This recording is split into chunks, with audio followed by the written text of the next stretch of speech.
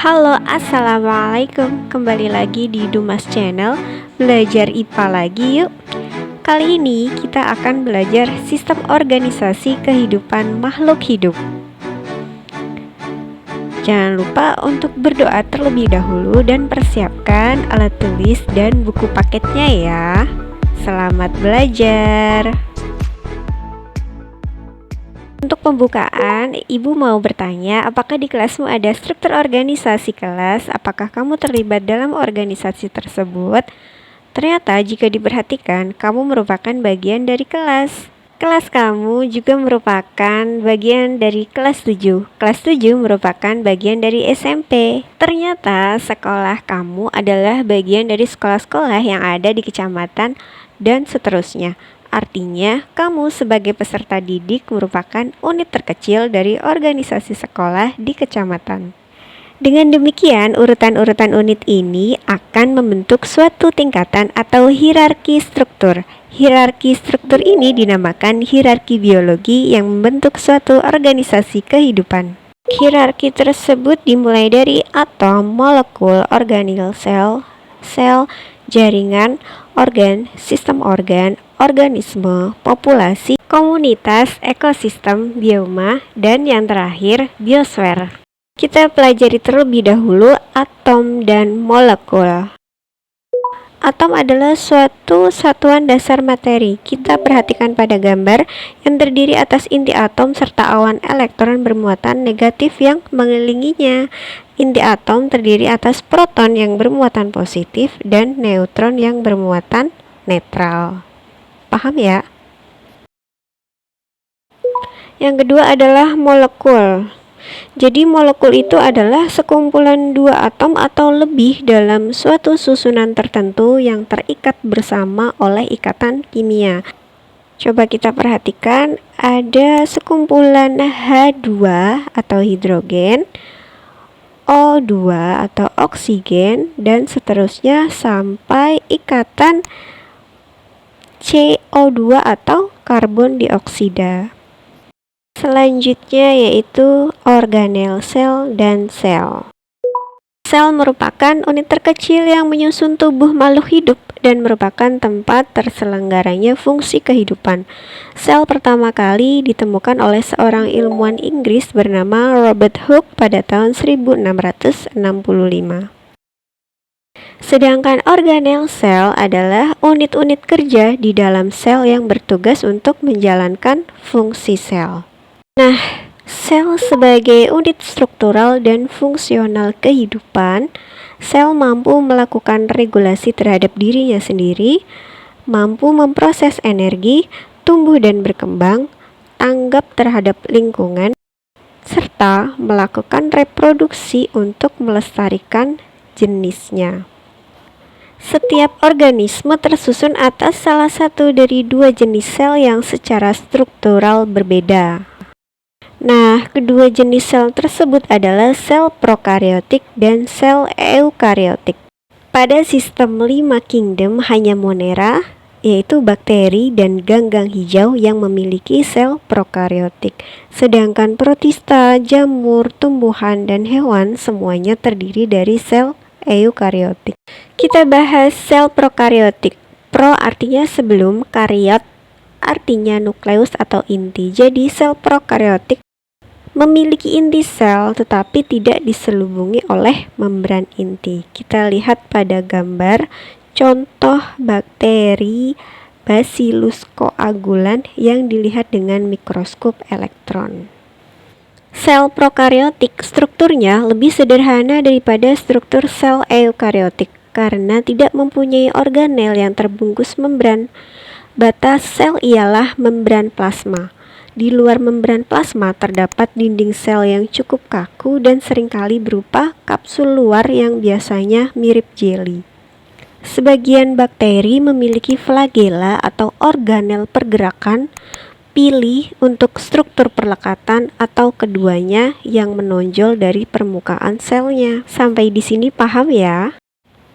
Sel eukariotik. Eu artinya sejati atau sebenarnya. Jadi sel eukariotik adalah sel yang memiliki inti sel dan dibungkus oleh membran inti.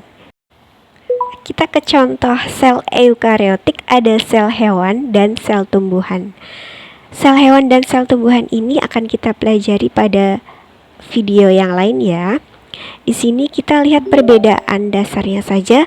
Sel hewan terdapat lisosom dan sitoplasma, sedangkan sel tumbuhan terdapat kloroplasma.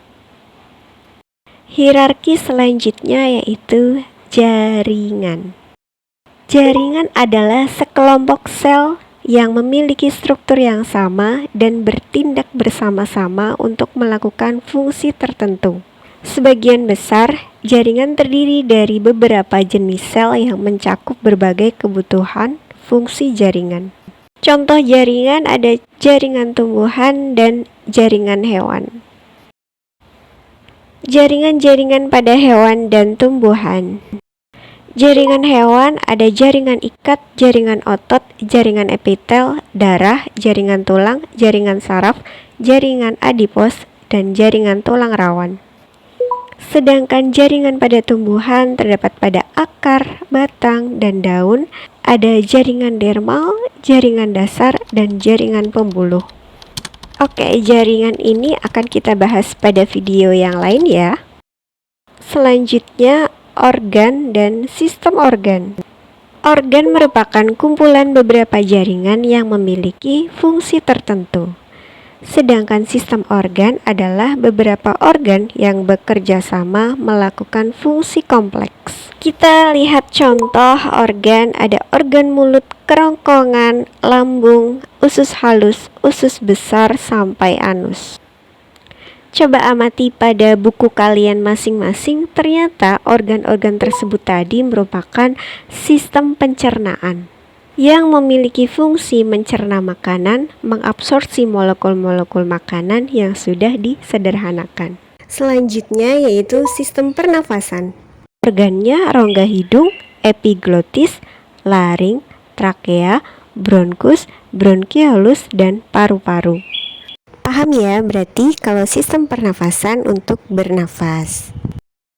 Kemudian yang nomor 3 ada sistem gerak rangka, yaitu tulang. Dapat kita amati pada gambar, ada tulang tengkorak, tulang rusuk, tulang leher, sampai tulang ekor, dan seterusnya. Kemudian ada sistem peredaran darah yang kita pelajari nanti di kelas 8 ya. Ada jantung, arteri, vena, kapiler, dan sel-sel darah. Fungsinya mengangkut oksigen dan sari makanan ke seluruh tubuh, mengangkut zat hasil metabolisme yang tidak berguna keluar dari sel tubuh, serta melindungi tubuh dari mikroorganisme penyebab penyakit. Tabel selanjutnya sistem ekskresi pada manusia, ada ginjal, kulit, paru-paru, hati.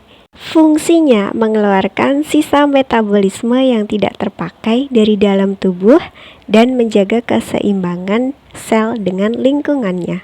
Selanjutnya adalah sistem reproduksi pada wanita, ada ovarium, rahim, dan vagina yang berfungsi untuk perkembangbiakan. Selanjutnya contoh organ tumbuhan dari nomor 1 sampai 7 ada ujung tunas, kuncup, tangkai, buku, bunga, buah, dan akar. Hierarki selanjutnya yaitu organisme. Organisme adalah setiap entitas individual yang mampu menjalankan fungsi-fungsi kehidupan. Contoh organisme bisa lihat di bawah, ada hewan karnivora, omnivora, dekomposer, dan juga jamur. Hierarki selanjutnya yaitu populasi. Populasi adalah sekumpulan individu sejenis di dalam area tertentu, misalnya padang rumput atau taman. Nah, kita amati contoh ya. Sekumpulan individu pinguin di salju, sekumpulan individu sapi di kebun, dan ada sekumpulan individu mawar di taman. Hierarki selanjutnya yaitu komunitas. Komunitas adalah kumpulan beberapa populasi yang berbeda, tetapi mempunyai hubungan saling berinteraksi satu sama lain pada waktu dan daerah tertentu. Oke, kita amati contoh ya. Ada beberapa populasi domba dan populasi rumput yang saling berinteraksi. Bagaimana pola interaksinya? Pola interaksinya, si domba ini memakan rumput. Nah, kita amati gambar kedua antara burung jalak dan kerbau. Ada pola interaksi. Burung jalak hinggap di kerbau untuk memakan kutu-kutu si kerbau. Untuk lebih jelasnya, pola interaksi antar makhluk hidup nanti dibahas di bab 2 ya. Kemudian hierarki selanjutnya yaitu ekosistem. Ekosistem adalah interaksi yang terbentuk antara makhluk hidup, komponen biotik dengan benda tak hidup atau komponen abiotik. Kita lihat contoh, ada ekosistem sawah, ekosistem hutan, ekosistem kebun. Makhluk hidup atau komponen biotik ada binatang dan tumbuhan. Sedangkan benda atau makhluk tak hidup ada cahaya matahari, air, udara. Bisa diamati sendiri ya, sampai sini paham ya? Hierarki selanjutnya yaitu bioma. Bioma merupakan sebuah ekosistem besar yang terbentuk karena perbedaan letak geografis dan astronomis dengan flora dan fauna yang khas. Contohnya ada bioma gurun, padang rumput, taiga, hutan hujan tropis, hutan gugur, dan bioma tundra. Hierarki yang terakhir yaitu biosfer. Biosfer merupakan bagian luar dari bumi yang mencakup udara, daratan, serta air yang memungkinkan kehidupan dan proses biotik berlangsung. Biosfer juga dapat diartikan sebagai kumpulan semua ekosistem yang ada di bumi. Untuk lebih jelasnya kita amati pada gambar ya. Biosfer itu terdiri dari atmosfer, udara, hidrosfer, air, dan litosfer, daratan. Jadi paham ya, biosfer merupakan sekumpulan ekosistem yang ada di bumi. Oke, sampai di sini belajar kita kali ini. Terima kasih, semoga bermanfaat. Jangan lupa untuk subscribe dan apabila ada pertanyaan tulis di kolom komentar ya. Ibu tutup. Wassalamualaikum warahmatullahi wabarakatuh.